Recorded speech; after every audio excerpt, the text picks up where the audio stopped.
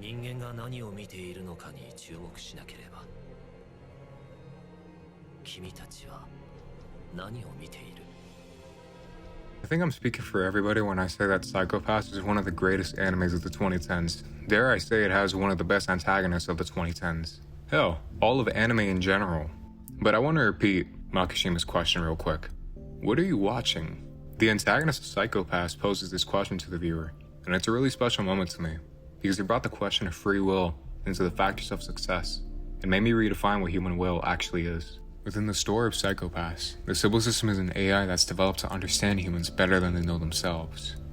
It attempts to replace modern thought with an algorithmic pathway that sends humanity to a downward spiral. It's a system that is performed on attention, on gratification. Its sole intention is to dilute the human soul to something that can be sold and profited, and ultimately judged by a hive mind. Success has been reduced to the idea that very few have it.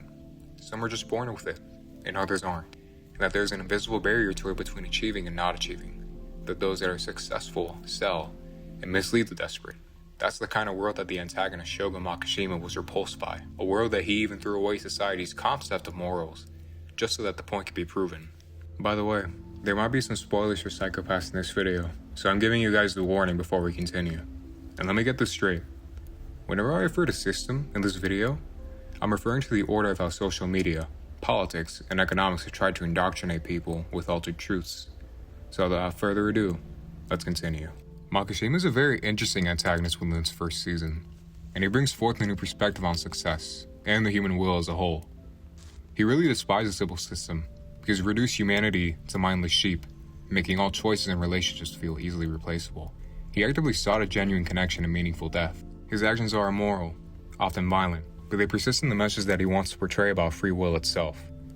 Whether his actions are good or bad, he deemed himself successful in his soul by committing to the actions he wishes. That's what the topic of this video brings about on success. We've been placed into a herd mentality, as Friedrich Nietzsche once mentioned in his book, The Gay Science, and have accepted that we're on the losing end of things. We wanted to accept that there's always something wrong with us, with the people around us, with our society, and its ulterior motive to find the ugly within it, and to always despise it. And when greedy people originally saw this implanted desire for success that so many had sleepless nights over, they decided to market it, because they understood one thing that many don't, and it's that insecurity is one of the biggest markets that'll never go down. I went on a little tangent there, but that's where apps like TikTok, Instagram, Facebook, you name it, come into play. Social media is a prototype for the Sibyl system. Social media has brought you the idea of living a wealthy, lavish lifestyle that prioritizes profit overall. Gurus and finance-centered accounts have given you a plethora of paths to take and often try to spoon-feed an audience to the point to where they're unable to take action. The system we're placed under has made the world feel unfulfilling. Capitalism has stripped the fun away from hobbies, passions, and so on. It's turned friends into connections and relationships into clicks for an algorithm. I know way too many people that have had to throw away their lives, their passions, only to let there be food on the table. Why should there be such a pressure to throw away one's true dreams for a dream nobody asked for? I've asked many people on their dream job, and then what they'd really want to do in life. Many said their dream job were along the lines of lawyers, doctors, engineers, and so on. But then I asked them what their real dream is, and the answers flip. Write novels, explore nature, make art. Are you guys all not seeing some sort of pattern here? We've been handed our dream from the start, and conditioned to believe that we wanted that. Because in truth, there is no dream job, no dream life, no dream success. 近代に入って社会は絶対的な価値観の追求を諦めた。相対的な偏差値的な世界観を中心に据える。 People decided that health, family, and happiness are often superficial, and the media has given people the idea that money, success, and freedom are truly what are the golden tickets to the life they want to achieve. For those that even achieve the success, the very few that do, they feel as empty as before as the ideas are still there. There used to be a purpose to work, to provide, as it felt accomplishing. Now it's come to the point where our livelihoods aren't guaranteed anymore. We have to fight for that spot in the job we never wanted. We have to slave away to earn something that anybody can do. People suffer, while some get to thrive. If you get a well-paying job in society, it congratulates you. But if you're the one who's unfortunate enough to not land a good one, you're shunned. As Makishima once said, 間違った社会に生まれた。それでも歩む道は間違えなかった。 Our paths were given to us, and they were defined from us from a young age. And stepping outside those boundaries has made society deem one an outcast. But oftentimes, outcasts are the ones that see the gaps between what society wants to tell one. It's not forgiving whatsoever, and those that lose are ultimately forgotten. Those that never attain the job are forced to go elsewhere, and in the end, they're the unlucky end of the stick, and end up in the zero-sum game. And they fall into obscurity as the internet, social media, has become a catalog of success stories that undermine the true reality of loss. Because you never see those that truly lose. You never see them because the algorithms wanted you hooked on the drug of the ideas of success, the ideas of riches, the ideas of freedom, and they want you to ignore how unfair it is, how advantages beat all other circumstances that have allowed platforms, businesses, and lives to keep thriving. The system claims the early bird gets the worm, but in this economy, we're born into a field where the soil has been stripped bare, and the worms were caught decades ago. Life is and will never be fair, especially under a capitalist ideology, as fairness was never in the equation. I understand that hierarchy is necessary, but acting outside of ethics for humanity has blurred the line between cruelty and power. だけではダメだ。力を与えてみればいい。親倫理を超えて自由を手に入れた時、その人間の魂が見えることがある。Makishima said this as a critique to who holds true power based on their will within the modern ages, and the system that those in power have developed, and have made the masses forget about the system they're placed under.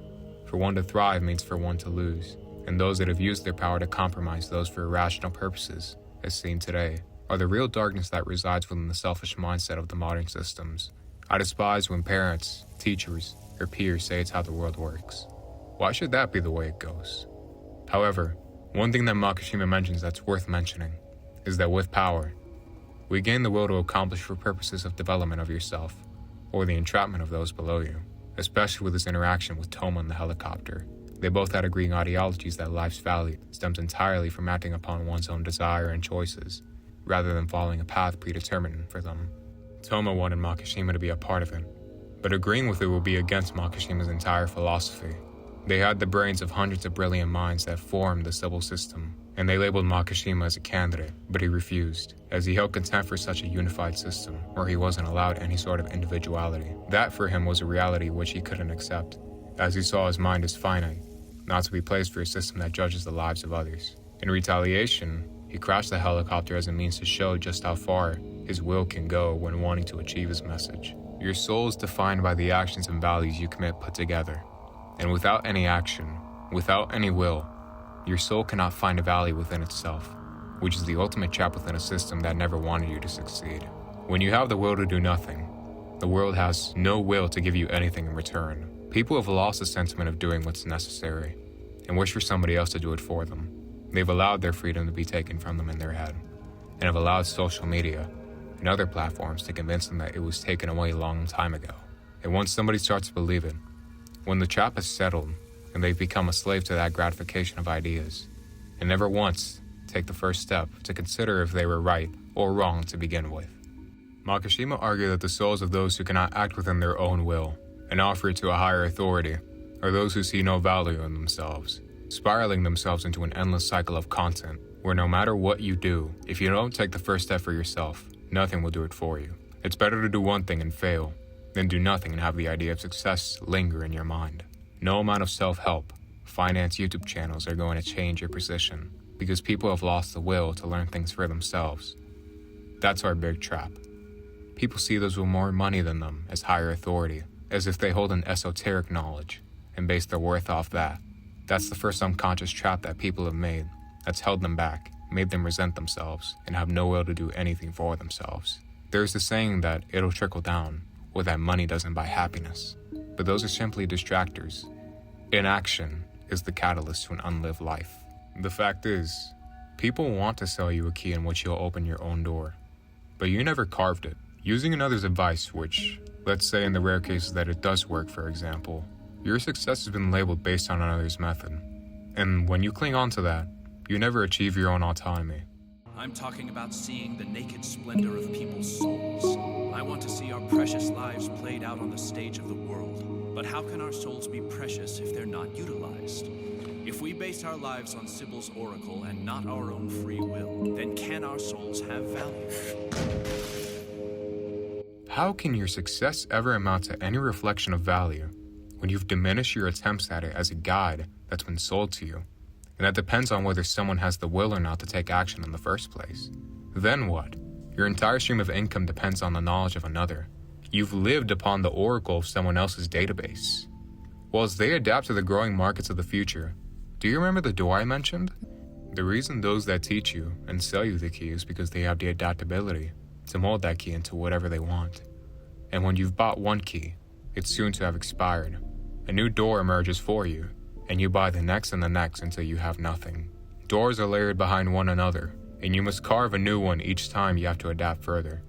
That's the spirit, the mindset that Makishima lived for.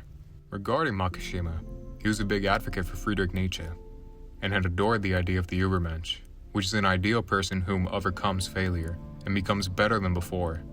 Not perfection, but evolution. In short, you have to make your own gateway. You have to know that there will never be an easy way to achieve it.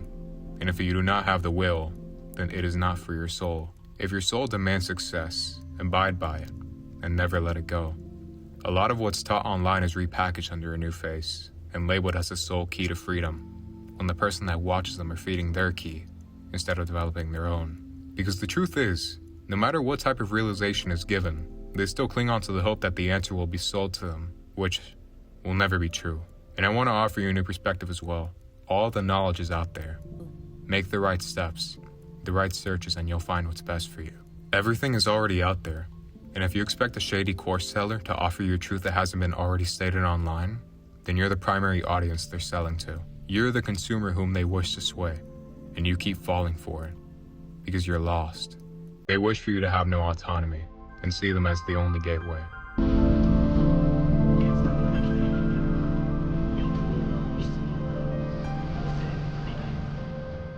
Makishima said this when he faced Akane with the ultimate decision of shooting him, when he's one swoop away from taking her friend, Yuki Funohara's life. The quote stemmed from Descartes' final work, The Passion of the Soul, which revolved on how indecision is sparked by fear. This is further established by Akane's fear of losing a loved one right in front of her.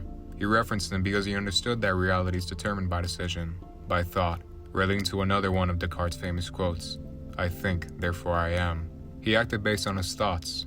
He wasn't able to be shot because he simply believed that what he was doing wasn't wrong. He even told her of the action he was about to do, and the Dominator, the gun which is used by the Sibyl system to determine a criminal's psychopath, labeled Makishima, is not a criminal, due to him being criminally asymptomatic. Although that may not be how it is in the adult world, it sure is evident within the education system, where children who can't make the decision to play suffer are put behind those that develop the decision-making ability early, making them insecure as they grow. Indecision is a failure of the soul, because you're betraying yourself, and the decision because of your inaction. By enabling it, you're unconsciously telling yourself that you're a loser, that you aren't gonna get ahead. The unconscious helplessness was what Makishima wanted to push away. Oftentimes, our intellect isn't the problem later in life when, as we can understand language, and are able to make decisions of our own. On the next video, we wish to click the doors our minds off to. We can't know everything, but we must know only the right things. What Makishima's saying here is that people either wish for such grand luxuries to a point where we give up because it's a pipe dream, or many just lack the ability to do so. But I wanted to focus on the great desires part, because our desires were handed to us. Many people were never born wanting to the luxuries they claim. You weren't born wanting these things. You were conditioned and hardwired into associating one thing with two opposing sides, rich and poor. Media, politics, peers, parents, friends, and so on have all been fed this, and wanted to feed it to you, but nobody should be the one to tell you if your desires are aligning with what society wants. Some are happier with a more urban lifestyle, yet others with a rural lifestyle. I've adored a silent, cozy lifestyle, and have often dreamed of great desires as well. I remember a dream when I was younger, and it recurs in my mind ever since then, and I get it every so often. I even had that image in my mind a couple days before making this video. I saw a liquor store at the end of the snow. In it, I was brought to ataraxia. There is only empty bottles in the store, as liquor is illusory. But in front of me was a computer which had every single show, every book, every piece of nostalgia, all in one screen for me to enjoy. There was nobody there to bother me, nobody to judge me. That for me was my truth, my reality which I hope to strive for. Although I haven't quite reached it yet in reality, only in dreams I have. But it's something to strive for, not to replace the real world with at all. Makishima found his reality, his paradise in the midst of a field where he was bleeding out, and I found my paradise in the midst of the snow. Makishima was not a man who despised dreams, but he was a man who adored reality, and he criticized the Sibyl system for stripping away the definition of reality for the masses. He understood that Akane didn't consider the reality of her friend possibly dying to his hands, and she ultimately failed because she so desired for her friend to be okay that the gun didn't go off on Makishima, especially when setting an expectation of a goal, a dream. I'm telling you to be realistic. Makishima was realistic to a point where it was terrifying, and he did not fear death because it was real to him. Far too real. What I'm saying is that you need to find your choices, your decisions, your will. It's all real, and it can't be taken away, only led astray. Find it, and build past the destruction, the brainwashing, and the propaganda that others spread. Look at your situation and decide what's best. If you're watching this, you have access to internet. There are far better options. Research websites. Look at your conditions, because advice can't be one-to-one. Each person's different. Half of the keys that are sold by people are stale, dull, and don't open the doors you wish to open. Research, because the truth is, if you truly wanted it, you would do whatever it takes to get there. Makishima said this when speaking to Kogami at the top of the Ministry of Welfare's tower.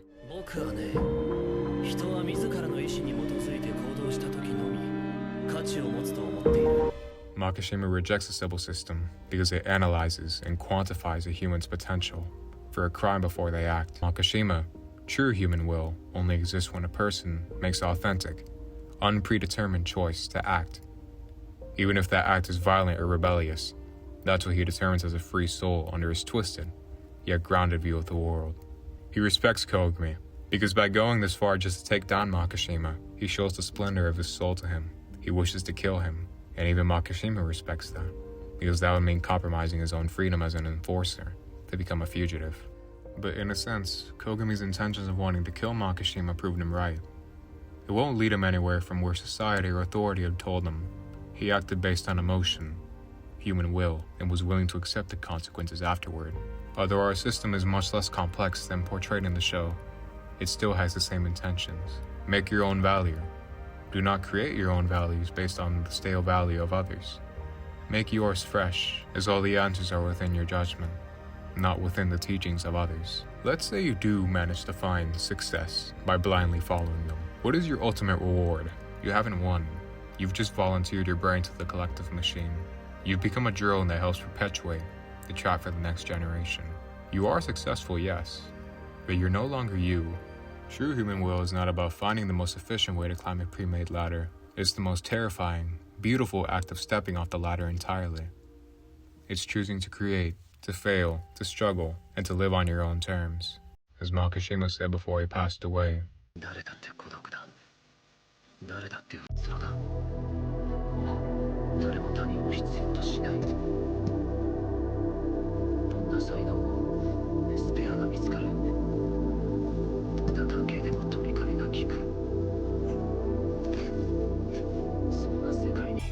Makishima and Kogami's dynamic is most fleshed out in this moment. Kogami serves as a foil to Makishima, while Makishima utilizes free will through destructive, anarchic chaos. Kogami proves that free will can be utilized for righteous, justice-driven action.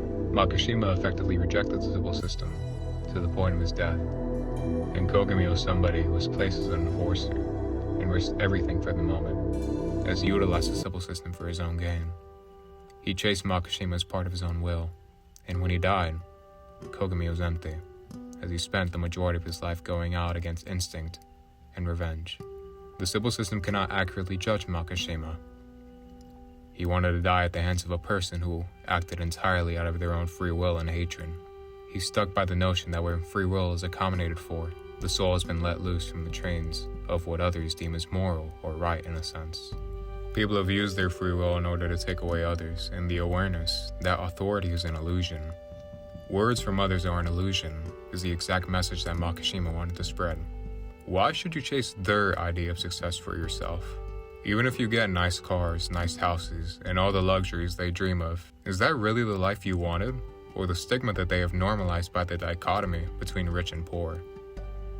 The image is so oversaturated that materialistic wealth is what daunts people, because it forced people into the incentive that those that do not have it are missing out, or are worthless. Makishima would inherently go against this, as you have to hold your own truth, your own idea of what wealth is. As long as you are still alive, you hold the vastest number of wealth the world has seen. Stop watching what they want you to watch. Step into the dark, embrace the risk of failure, and forge your own autonomy. Because a life completely mapped out by someone else isn't a life at all. It's just a well-behaved simulation. Makishima spoke in the vision that Kogami had. Panopticon, a phenomenon introduced by Jeremy Bentham, where its facility allows one to guard, to observe all prisoners at once. Ultimately, it's the Sibyl system in its worst regard. The system today understands that it can't survey each and every person, so it came up with the illusion its goal is to make people wary, to not do what they want to do, to be fearful, and essentially pose as a constant reminder that the ideas of being watched will always be imprinted on them. They want to fearmonger. They want you to worry over things that are simply exaggerations. Do not just blindly follow the teachings of me or others. Carve your truth. If you've made it this far until the end, you've told yourself that you do not want a simulation. This is the kind of system that does not deserve outrage and pitchforks, for garnering attention to it is what feeds it. Simply ignoring it and being passive against it is what can actually hurt it. The system is hungry for attention, hungry to grasp a reality. And if we show indifference towards it, then our reality, our souls can start accumulating the value that all other systems have tried to take from us. Disregard it, because the phone, the television, the laptop, the computer, it can all be turned off and it's within our control. Nothing is stopping us. Reality comes when you make the first step for yourself. Reality is closer than many realize. Reality was what Makishima saw before he died. That's why he died with a smile on his face. Reality is what fulfills people, not shallow pixels and words through a screen that determine it. All it takes is one step, because if you're here right now, existing, it's possible, and it is all you can do, because reality is everywhere, and it's the one thing people should embrace. So go out there. Makishima wanted to see the splendors of people's souls, and you shall see the splendors of this world. Never be afraid. Experience their true souls and yours too, because it won't be forever. To experience is to succeed at the end of the day. They aren't the same, but success alone doesn't save you. Experience, on the contrary, does. But Makishima said, beautiful flowers too, eventually wither and fall. That is the fate of all living beings. But this isn't a quote to demotivate or spark nihilism, but to appreciate our time, because Makishima spent his time experiencing the splendor of the world and creating his image of it. Though he failed, he still died with a smile. Be the most beautiful flower you can be. Bloom, take over, and face the sun on the highest mountains. The world is your oyster, as long as you have the will to act upon it, as success is merely a word. Experience is what defines it to your soul.